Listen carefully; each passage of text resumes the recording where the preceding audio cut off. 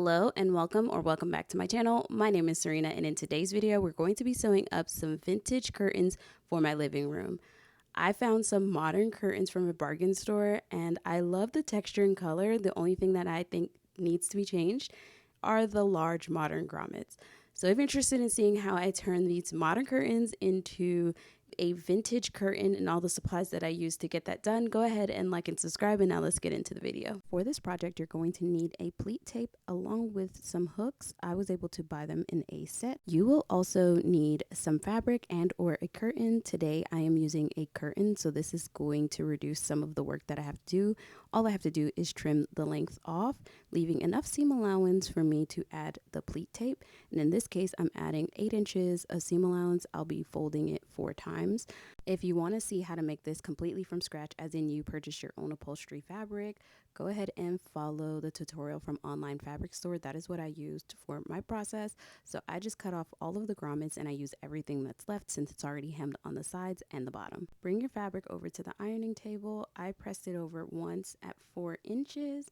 And then I fold it over one more time at another 4 inches to hide all of the raw edges. Once you get a good press on your piece, you're going to want to grab some of that pleating tape and cut to size. The placement of this is definitely personal preference. However, I leave all that extra at the top because I want to cover the curtain rod.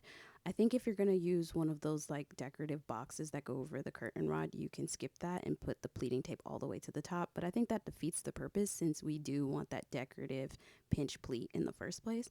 So once you're done, take it over to the sewing machine and start sewing that up. Make sure that the pockets are right side up, so that way you don't sew everything shut on accident, and you just follow the stitching guide that's already on there to help you or keep you from sewing on top of the pockets. So there's a little bit of seam allowance on this to help you avoid sewing on top of the pockets or sewing the pockets closed.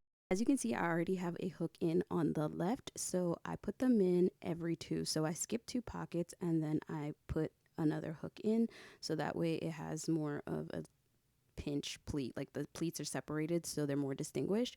This is again a personal preference. You can space them out as far or put them as close together as you would like them. This is just what I did, so this allowed me to have 4 hooks per panel, and I made about 6 of these.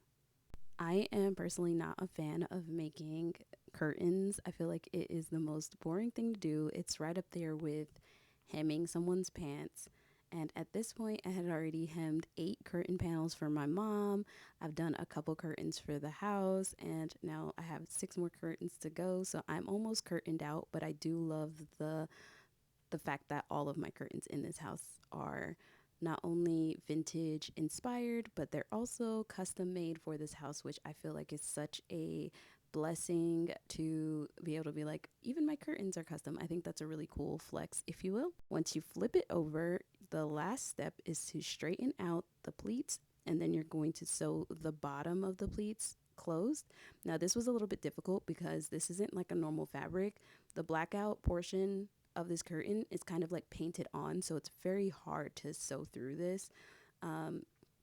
So it's not as tight or as neat as I would like it to be because it was just really difficult. Even when using a sharp upholstery needle, it feels like a rubberized coating on the back. So I just do like 2 or 3 stitches to hold the piece together, tie a knot, and then move on from there. Since it's going to be so high up, hopefully it's not too much of a distraction if you noticed. Also, I would have loved to hand sew at least one of the sides of the hem tape, so that way there's not 2 large top stitches going across the top. But again, this was a very difficult fabric to sew through by hand, so I just decided to deal with it. Maybe down the road I will find the urge to want to do this again. However, I think a lot of the patience and the stamina to get through projects like this is from the excitement of my new to me home, so I doubt that I will want to do this later on, but we will see. I have plenty of this pleating tape as well as hooks left over, so there's definitely an opportunity for me to make more.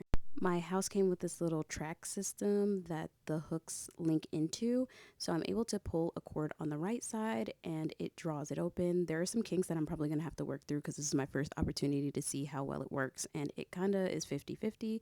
Thank you guys so much for watching this video. If you enjoyed yourself, please consider liking, subscribing, and sharing this video with someone you think might find it very helpful. If you'd like to support this channel any further, you can leave me a virtual tip over on Ko-fi or become a bobbin over on Patreon. Thank you so much. Bye.